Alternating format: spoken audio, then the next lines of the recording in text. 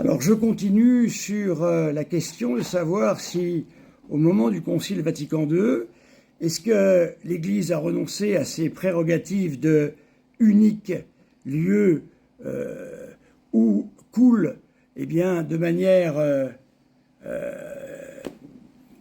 parfaite la véritable parole libératrice de notre Seigneur Jésus-Christ, là où la grâce se trouve en plénitude.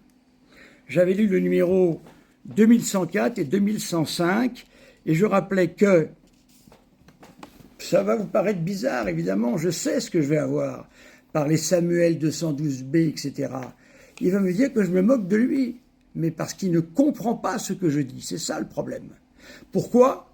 Eh bien, parce que moi j'ai fait 12 ans de séminaire, voilà, et j'ai appris. Et tous les jours, je lis la somme théologique. Et tous les jours, je fais de la philo. Et tous les jours, je lis. Et depuis maintenant 30 ans, tous les jours, je travaille. Voilà. Donc, il faut aussi comprendre ça. C'est mon métier. Comme lui doit avoir un métier, ce monsieur. Voilà. On en a un qui est assureur, je crois. Eh bien, dans les assurances, je ne vais pas aller lui faire, monsieur François-Xavier Perron, je crois, quelque chose comme ça. Voilà. Il est assureur, voilà, et lui, je ne vais pas lui apprendre son métier d'assureur. Donc, il ne vient pas apprendre mon métier de prêtre. Voilà. Donc, je disais que dans ce livre, La royauté sociale de notre Seigneur Jésus-Christ, d'après le cardinal Pie, du père Théotime de Saint-Just, ici, nous voyons que, aussi curieux que ça puisse paraître, et vous allez me traiter de menteur encore, je le sais, ça, la doctrine qui est énoncée ici, c'est exactement la même que le Concile Vatican II, mais ce n'est pas la même manière de l'annoncer et d'essayer d'y parvenir. Voilà. Ainsi, de la même façon, je vais prendre une analogie. Il y a eu des œuvres de jeunesse qui ont été fondées au XIXe siècle et qui étaient faites pour restaurer un jour, l'œuvre monarchiste. Voilà. L'œuvre du roi. Mais on ne pouvait pas le dire tel quel. Donc là, de la même façon, on essaye d'aller par des voies différentes. Mais c'est tout. C'est la même fin. C'est la même cause finale. Nous allons toujours dans le même lieu. Le train dans lequel on monte va toujours à Rome. Seulement, il fait peut-être plus d'arrêts dans les stations. Voilà. Alors que vous voulez prendre un TGV qui fait Paris-Rome. Mais nous, on a un omnibus. Voilà. C'est ce que pensaient les pères du Concile. Voilà. Et rien d'autre. Je continue avec le 2106. Qu'en matière religieuse, nul ne soit forcé d'agir selon sa conscience. Rien de nouveau. L'Église a toujours enseigné ça. Toujours et encore. Contre nos détracteurs, avec l'Inquisition, avec tout ça, qu'ils comprennent que jamais l'Église n'a employé la force pour faire entrer quiconque dans la vraie religion. Ni empêcher d'agir dans de justes limites, suivant sa conscience en privé.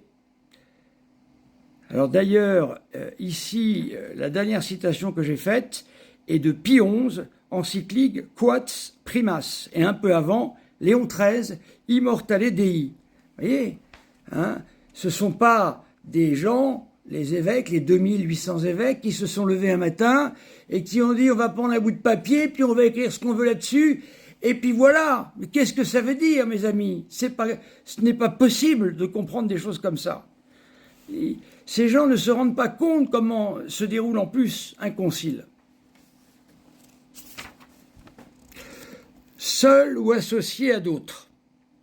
Ce droit est fondé sur la nature même de la personne humaine, dont la dignité l'a fait adhérer librement à la vérité divine qui transcende l'ordre temporel. La vérité divine qui transcende l'ordre temporel. Vous vous rendez compte que ici, c'est une affirmation qui devrait gêner ceux qui croient dans le principe de laïcité tel qu'on la vit aujourd'hui, c'est-à-dire absence totale de toute religion dans la société.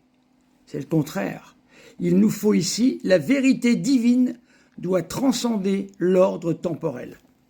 Pas autre chose que le cardinal Pie, mais sous une autre forme, mes amis. Nous ne sommes pas dans les mêmes époques.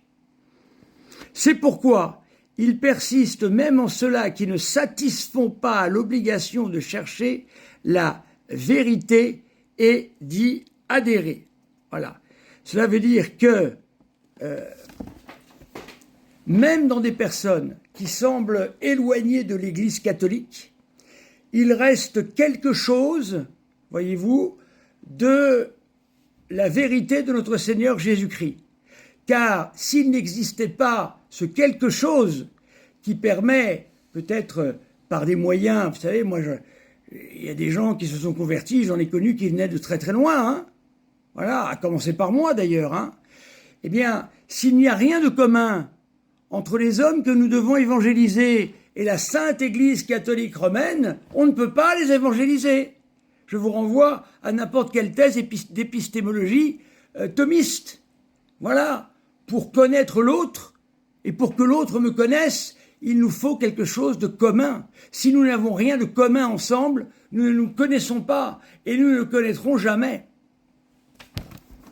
Si en raison des circonstances particulières dans lesquelles se trouvent des peuples, une reconnaissance civile spéciale est accordée dans l'ordre juridique de la cité à une société religieuse donnée, il est nécessaire qu'en même temps, pour tous les citoyens et toutes les communautés religieuses, le droit à la liberté en matière religieuse soit reconnu et respecté. Alors ici, justement, ça a été le grand cafouillage. Et nous avons eu des destructeurs de l'Église qui ont utilisé ça pour faire n'importe quoi. Ici, il est simplement dit que dans les sociétés, par exemple, musulmanes, un exemple, eh bien, même si ces sociétés sont de confession musulmane d'État, ces sociétés doivent accorder à l'Église catholique le droit de culte et la liberté religieuse. C'est énorme comme demande aujourd'hui, ça. Et pourtant, ça l'est. Mais si on fait de cette lecture la laïcisation des États, eh bien, ça s'appelle du sabotage. Jamais le Concile Vatican II n'a demandé la laïcisation des États, contrairement à ce qu'affirment en permanence les gens de la fraternité Saint-Pédis. Voilà. J'enfonce le clou, je parle de manière nette, c'est ça qui ne leur plaît pas. Alors là, je ne vais pas répéter les 2108 et 2109, qui qualifient le droit à la liberté religieuse, qui n'est ni la permission morale d'adhérer à l'erreur, ni un droit supposé à l'erreur, mais un droit naturel de la personne humaine à la liberté civile, c'est-à-dire à l'immunité de contrainte extérieure, etc. J'ai fait des vidéos là-dessus. 2109, voilà, le droit à la liberté religieuse ne peut être de soi ni illimité, ni limité seulement par un ordre public conçu de manière positiviste ou naturaliste. Vous irez voir mes vidéos là-dessus, je l'ai trop répété. Ça va devenir pénible à force. Voilà, mes amis, est-ce que vous avez compris? Si on a compris ça, on a compris l'intuition du Concile Vatican II.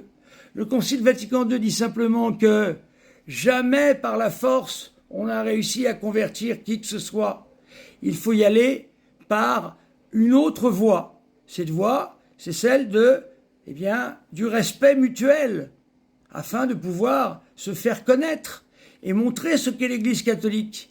Non pas un lieu où l'on va malmener la foi des uns et des autres, mais où se trouve, présente. C'est pour ça qu'on parle du subsistit in, c'est-à-dire ce que l'on veut dire par là, c'est que, et c'est ça qui est subtil.